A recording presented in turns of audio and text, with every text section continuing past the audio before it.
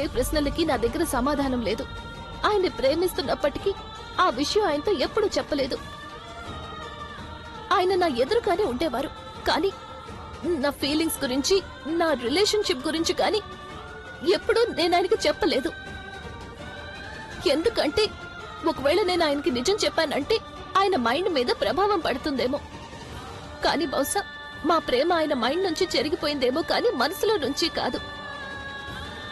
నేను ఎంతగా ఆయనకి దూరంగా ఉండాలనుకున్నా ఆయన అంతగా నాకు దగ్గరకొచ్చారు. నాకు మంచిగా అనిపించేది, సంతోషంగా ఉండేది. అందుకని నేను కూడా ఆయనకి దగ్గర అవ్వడం మొదలు పెట్టాను. నాకెలా అనిపించేదంటే ఇక మొత్తం అంతా నార్మల్ అయిపోతుందని, మేము మళ్లీ శాశ్వతంగా ఒకటైపోతామని. కానీ అంతా రివర్స్ అయిపోయింది. నా కుంకుమను, మంగళసూత్రాన్ని నా నుండి దోచుకున్నారు. ఆయన నాతో చెప్పారు, నేను నిన్ను ప్రేమిస్తున్నాను, పెళ్లి చేసుకోవాలనుకుంటున్నాను అని, కానీ చేసుకోలేను అని.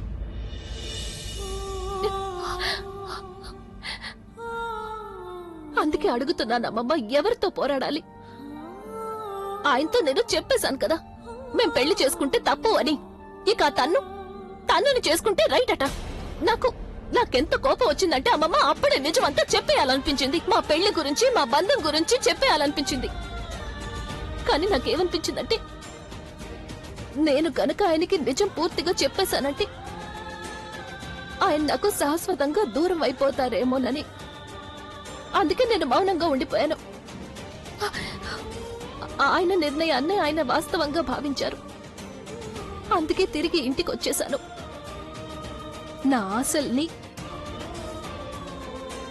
నా బాధని అన్నిటినీ వదిలేశాను. బహుశా ఇదే కరెక్టేమో అమ్మమ్మ. విధి ఏం నిర్ణయించిందో నాకు తెలీదు. అయినా మీరే చెప్పారుగా, ఒక్కోసారి మనం మన వాళ్ళకే దూరం అవ్వాల్సి వస్తుంది అని. కానీ ఏంటి అమ్మమ్మ, ఏంటి? ఇంకా ఏం లోటు మిగిలిపోయింది నా సంఘర్షణలో? ఏం పోరాటం చెయ్యాలి చెప్పండి? ప్రతి ఒక్కరితోనూ పోరాడుతూనే ఉన్నానుగా. అయినా ఇంకా ఏం మిగిలింది నేను పోరాడడానికి? నా ప్రాణాల మీదకు తెచ్చుకున్నాను. మా అమ్మ ప్రాణాల్ని కూడా ప్రమాదంలో పడేశాను. నా చెల్లెల్ని కోల్పోయాను. ప్రవీణ్ కూడా కోమాలో ఉండి బయటపడ్డాడమ్మమ్మా. ఇంతకు మించి ఇంకా ఏం చెయ్యాలి నేను చెప్పండి? ఎందుకే చెప్తున్నానమ్మమ్మ, చాలిక అయిపోయింది. నేను అలసిపోయాను. నేను ఇక ఎవరితోనూ పోరాడలేను. తన్నుతో, ఆలియాతో ఎవరితోనూ పోరాడలేను. చాలు, నాలో ధైర్యం లేదిక. నేను అలసిపోయాను. ఇక నా వల్ల కాదమ్మమ్మా, ప్లీజ్, ఇక నా వల్ల కాదు.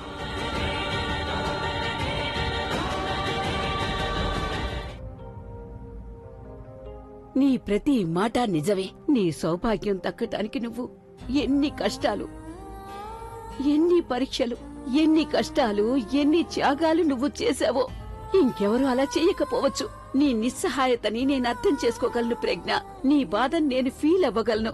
కానీ ఒక మాట అంటారు కదా, ఎప్పుడైనా శత్రువు పూర్తి స్థాయిలో విజయం సాధించేదాకా మన ఓటమిని ఎప్పుడూ ఒప్పుకోకూడదు.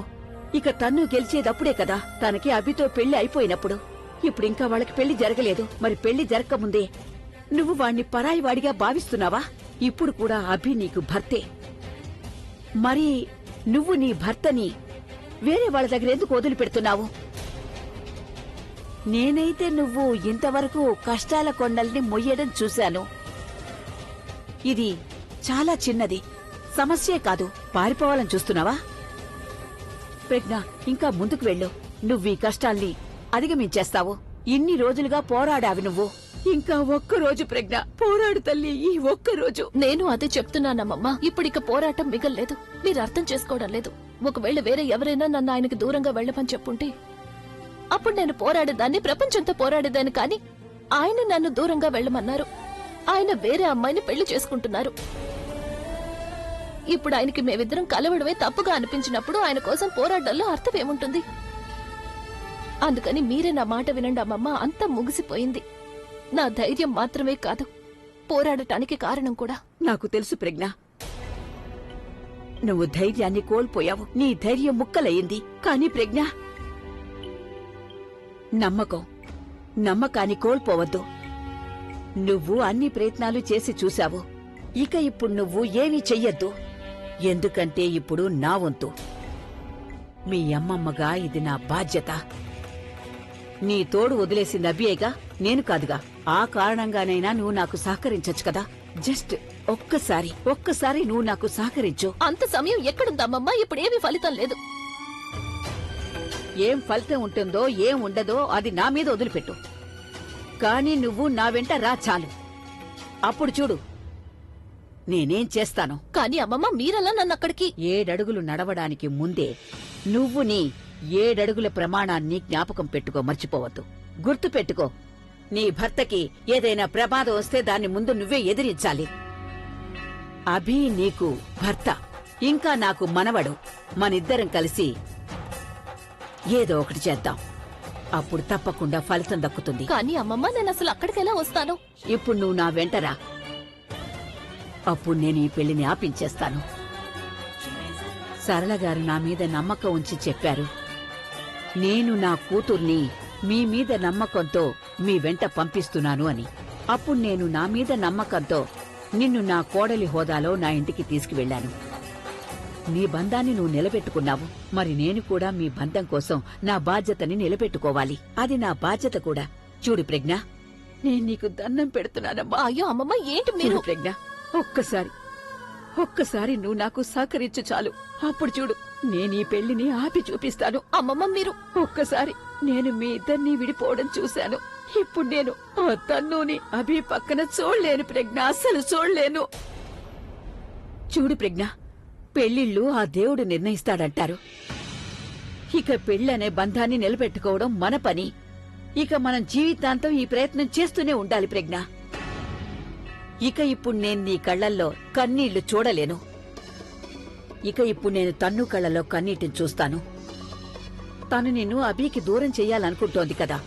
ఇప్పుడు చూడు నేను అభి జీవితం నుంచి తనని ఎలా దూరం చేస్తాను. అభి పెళ్లి తన్నుతో కాదు, ఫుగ్గీతో జరుగుతుంది. ఫుగ్గీతో.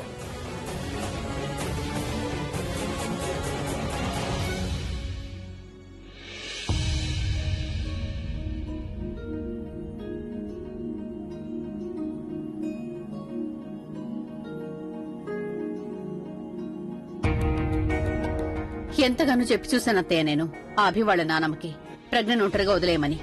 కాని ఆవిడ నా మాట అసలు వినలేదు. తిన్నగా లోపలికి వెళ్లిపోయింది. అరే వెళ్తాను, ఏమవుతుంది? అవి వాళ్ళ నాన్నమ్మగా వెళ్ళింది. అదే ఆ తన్ను గాని ఆలియా గాని వెళ్లలేదుగా నువ్వు ఇలా టెన్షన్ పడ్డానికి. మాట్లాడొస్తుందిలే. ఆమె ప్రజ్ఞ మేలు కోరుకుంటుంది. ఏది చెప్పినా ప్రజ్ఞ మంచి కోసమే చెప్తుంది, ప్రజ్ఞ మేలు కోసమే చేస్తుంది. నువ్వు అనవసరంగా టెన్షన్ పడకు.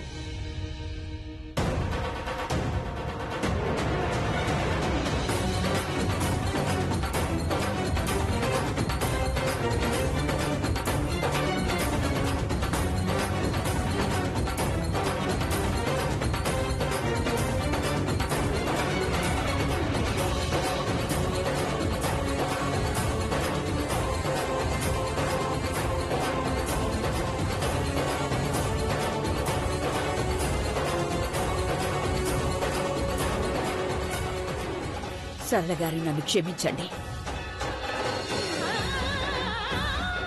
పద ప్రజ్ఞ.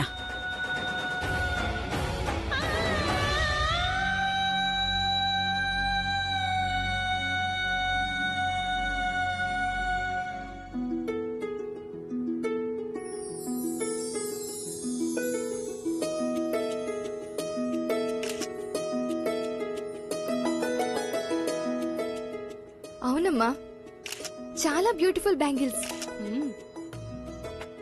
వీటిని కంకణాలంటారు. తోరణాలతో పాటు ఇంకా ఎక్కువ అందంగా కనిపిస్తాయి. ఏది నీ చేయి పట్టు. అరే సోనాలి, ఇలా రామ్మా, ఇలా రా. ఆ తోరణాలు తీసుకుని అక్క కట్టు. బాగా గట్టిగా కట్టాలి. ఆ టెన్షన్ పడద్దు పిన్ని. ఎలా కడతానంటే పెళ్ళైన తర్వాత బావగారు కూడా విప్పలేరు. తను ఇంతకీ నీ సవతేది? ప్రజ్ఞ ఎక్కడా కనిపించడం లేదు. తను రాలేదు, అలా అయితే తనకి రాదు కూడా. But why? తను కూడా తన పెళ్లికి ఏర్పాట్లు చేసుకుంటోందిగా. కొనుక్కోటానికి వెళ్ళుంటుంది. ఏంటి, గాజులా? కాదు, అబ్బాయిని. అరే, ఒకసారి పెళ్లైన వాళ్ళకి రెండోసారి అంత సులభంగా దొరుకుతారా ఏంటి? ఏం జరుగుతుంది ఇక్కడ? అరే, ఎందుకు అనవసరంగా పాపం ప్రజ్ఞని ఆడిపోసుకుంటున్నారు మీరందరూ? ఆలియా యాక్టింగ్ చేయకు. నాకు తెలుసు నువ్వు బయటికి సీరియస్ అయినట్టు యాక్టింగ్ చేస్తున్నావు, కానీ లోపల నవ్వుకుంటున్నావు. Actually that's the fact. పాపం ఇప్పుడు తన పరిస్థితి ఎలా ఉంటుందంటే తను పెళ్లి చేసుకోవడం కుదరదు. మిగతా వాళ్ళ పెళ్లిళ్ళు మాత్రం జరిపిస్తూ ఉంటుంది. మిగతా వాళ్ళ పెళ్లిళ్ళ వేరే వాళ్ళు పెళ్లిళ్ళు చేయడం తనకి బిజినెస్. అరే రే, ఎక్కడికి లేస్తున్నావు? కూర్చో.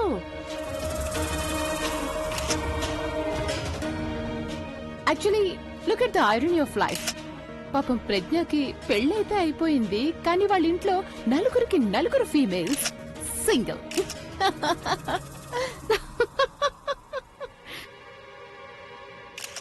వావ్ తను, నీ తోరణాలు చాలా ప్రెట్టీగా ఉన్నాయి అన్నట్టు నీకు తెలుసు కదా. ఇప్పుడు నువ్వు అన్నయ్యతో కలిసి 7 అడుగులు నడిచిన తర్వాత, మిగతా పెళ్లి వేడుకలన్నీ అయిపోయిన తర్వాత, ఆ తర్వాత నువ్వు ఈ తోరణాలు ఎవరి మీద పడేస్తావంటే, ఐ మీన్ లైక్ అమ్మాయి మీద. అప్పుడు అందరికన్నా ముందు ఆమె పెళ్ళవుతుంది. Really Alia? Yeah. You guess what? నేను వీటిని అందరికంటే ముందు నీ మీదే విసురుతాను. అప్పుడు నా తర్వాత వెంటనే నీ పెళ్లి అయిపోతుంది. చూస్తున్నారా ఆంటీ, మేడం గారికి ఇంకా పెళ్లి అవ్వనేలేదు, అప్పుడే నన్ను ఇంట్లోంచి బయటకు వెళ్ళగొట్టే ప్లానింగ్ చేస్తుంది. కానీ ఎన్నటికీ అలా జరగదు, నీకు ముందే చెప్తున్నాను.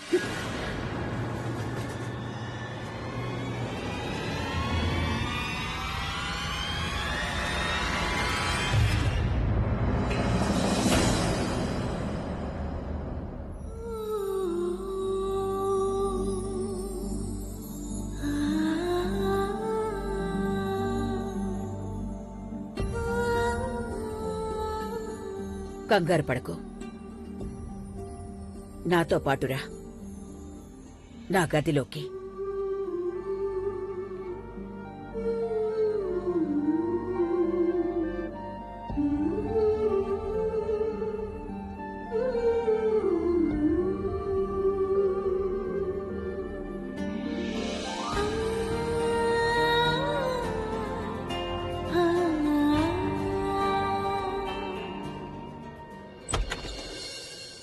ఇదిగో నేను ప్రజ్ఞని తీసుకొచ్చాను. అవునా?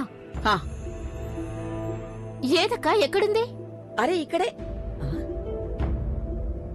నాతోనే వచ్చిందిగా.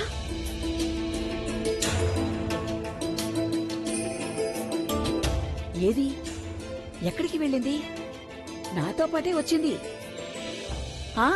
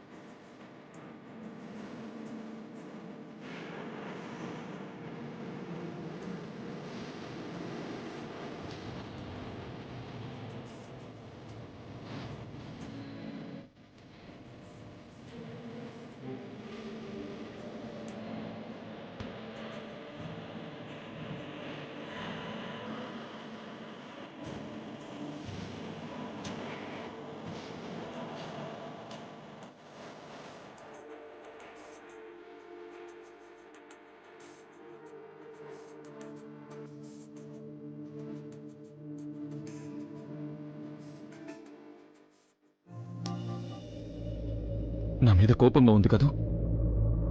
నాకు తెలిసి నీకు నా మీద కోపంగా ఉందని, కానీ ఈ విధంగా మౌనంగా ఉండొద్దు ప్లీజ్.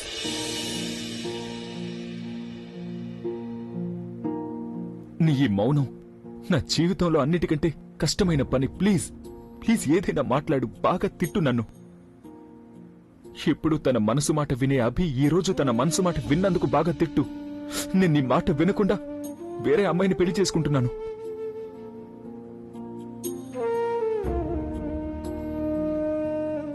తెలుసా, ఈ రోజు ఉదయం నేను నిన్ను చాలా మిస్ అయ్యాను. నిన్ను హక్ చేసుకుని నా మనసులో ఉన్న మాట చెప్పాలనిపించింది తెలుసా. ప్రజ్ఞ ప్లీజ్, నువ్వు ఇలా మాత్రం అనుకోవద్దు. నీలో ఏదో లోపం ఉందని, అందుకని నేను నిన్ను పెళ్లి చేసుకోలేదని. నిజం చెప్పాలంటే నువ్వు ఎంత మంచిదానివంటే ఒకవేళ ఎవరైనా నీ ముందు నిలబడినప్పుడు వాళ్లలోనే ఏదో లోపం ఉందనిపిస్తుంది. నేను నిస్సహాయాన్ని. ఎందుకంటే నేను మాట ఇవ్వడం జరిగింది తనకి. ఇక నేను ఆ ప్రామిస్ ని బ్రేక్ చేయలేను. ప్రజ్ఞ ప్లీజ్, మౌనంగా ఉండక ఏదైనా మాట్లాడు. చూడు, ఇప్పుడు గాని నువ్వేమీ మాట్లాడలేదనుకో నేను చచ్చిపోతాను.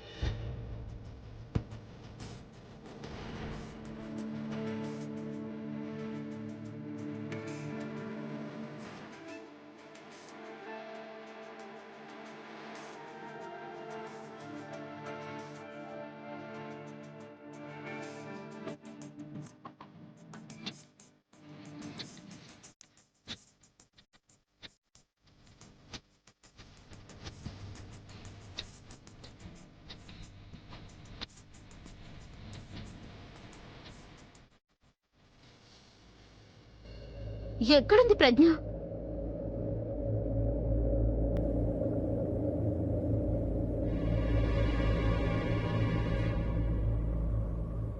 నాకు తెలుసు, నిన్ను క్షమించమనే అర్హత కూడా నాకు లేదు. కానీ ప్లీజ్ ప్రజ్ఞ, నన్ను క్షమించు. నేను నీకు నీ హక్కైన ప్రేమని, గౌరవాన్ని ఇవ్వలేకపోయాను.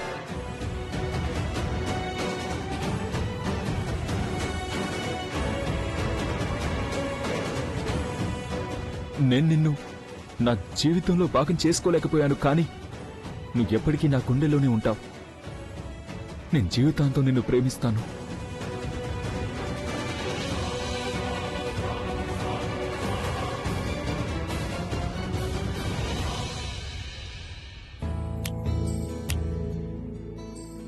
దయచేసి నన్ను క్షమించండి. నేను నా కోపంలో మీ ప్రేమను చూడలేకపోయాను, అర్థం చేసుకోలేకపోయాను. మీరు సంతోషాన్ని కాదు, ఇన్ఫాక్ట్ మీ నిస్సహాయతను ఎన్నుకున్నారు. ఇప్పుడు మీ ప్రేమ కోసం నన్నే జీవితాంతం ఎన్నుకున్నప్పుడు ఇక నేను ప్రాణాలతో ఉండగా మీ తోడ్ని ఎలా వదులుకోను? మీరేమి దిగులు పడకండి. మనం జీవితాంతం కలిసే బ్రతుకుతాము. ఇక దానికోసం నేను ఏమైనా చేస్తాను. ప్రజ్ఞ,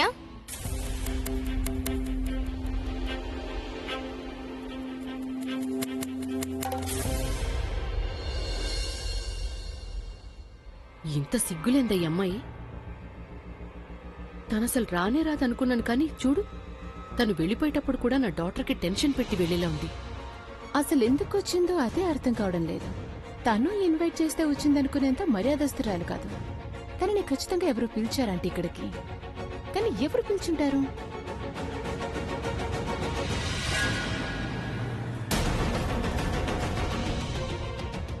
వేళ్లు తప్పించి ఇంకెవరు పిలుస్తారులే.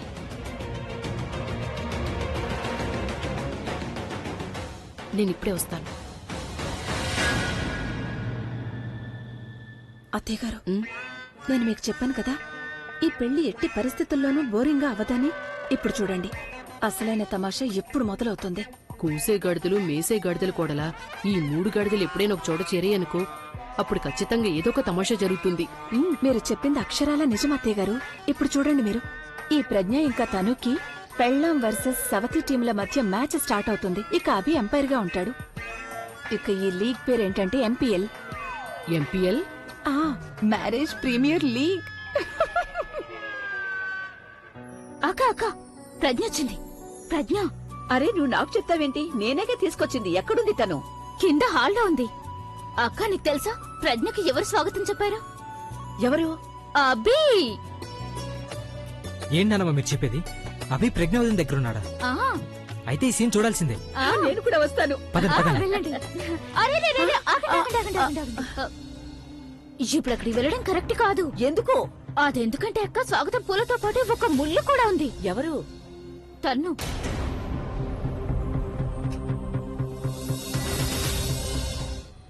వావ్, నువ్వు వచ్చావా?